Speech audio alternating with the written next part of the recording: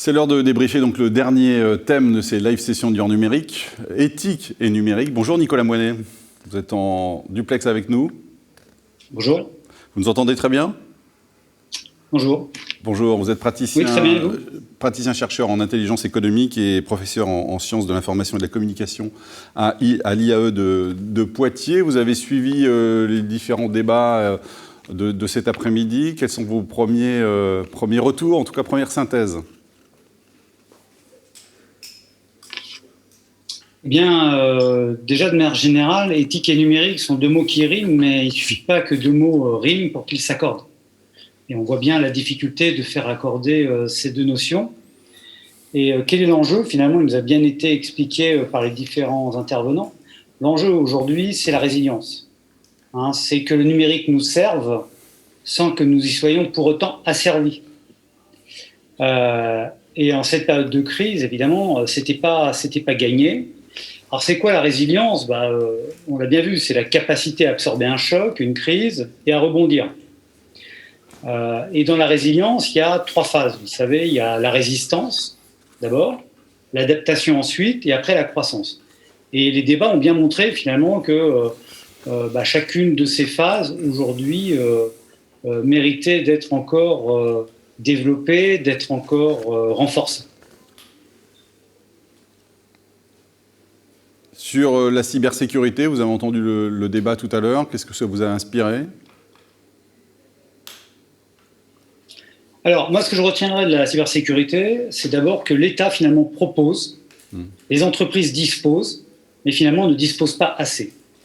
Et donc, parce qu'on a, vous savez, on a souvent tendance à pointer du doigt, et parfois à juste titre, l'État et ses services, mais en l'occurrence, là, dans le domaine de la cybersécurité, c'est le contraire. C'est-à-dire qu'on est un État qui est très en avance sur les pratiques des entreprises, enfin en avance ou peut-être lui est à l'heure d'ailleurs, alors que les entreprises ne se sont pas encore véritablement emparées du sujet. Et si elles ne le font pas, elles vont être de plus en plus responsables. Vous savez, il y a un leitmotiv dans le monde des entreprises, c'est la création de valeur. Et bien là, on pourrait se demander si elles ne vont pas être responsables de destruction de valeur. Donc, elles doivent mettre en place des gestes barrières. C'est ce qui nous a été très bien expliqué aussi bien par la gendarmerie que par l'ANSSI ou par le dispositif cybermalveillance. Elles doivent mettre en place des gestes barrières, c'est-à-dire du gel antivirus informatique ou des masques pour prévenir l'ingénierie sociale, première étape avant l'attaque. Voilà, donc là, il y a vraiment un chantier très important d'éducation, de pédagogie, d'hygiène, un mot qui est revenu souvent, décidément particulièrement pertinent en ces temps. Effectivement, on disait en conclusion du débat que la première sécurité finalement pour les entreprises, c'était de protéger les données. On est effectivement dans l'éthique là, en l'occurrence. Et la RGPD a initié finalement ce processus de sécurisation. Exactement. L'éthique, c'est l'esthétique de l'intérieur. On est à l'intérieur, c'est-à-dire qu'il ne faut pas attendre. En fait, ce qui apparaît à l'extérieur vient de l'intérieur. Et il y a effectivement un sous-investissement à l'intérieur des organisations de protection de leurs propres données, par manque finalement, c'est ce qui a été bien dit, à la fois par un manque de conscience, à la fois par un déni d'un certain nombre de responsables, et puis aussi la peur finalement d'être pris en flagrant délit, on va dire, de non-sécurité.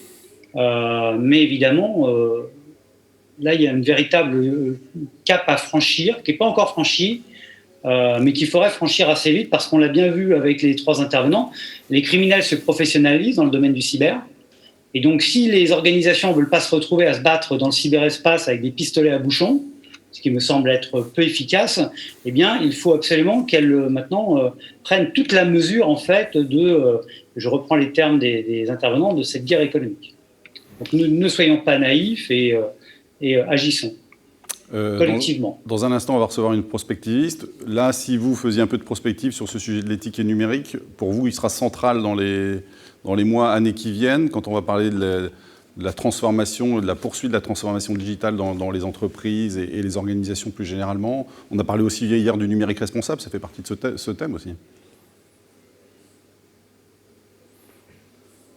Oui.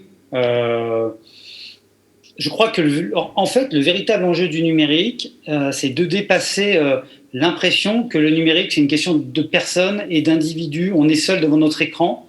Et en fait, si d'un côté le numérique s'est beaucoup finalement développé sur l'individualisme de la société, en fait, on se rend compte que rester dans cette posture individualiste, que ce soit l'individu en tant que personne ou l'individu en tant qu'entreprise, c'est-à-dire qui ne s'associe pas, et ça a été très bien montré dans le débat, dans le dernier débat sur ces mutuelles finalement qui se mutualisent, qui font de la coopétition, etc.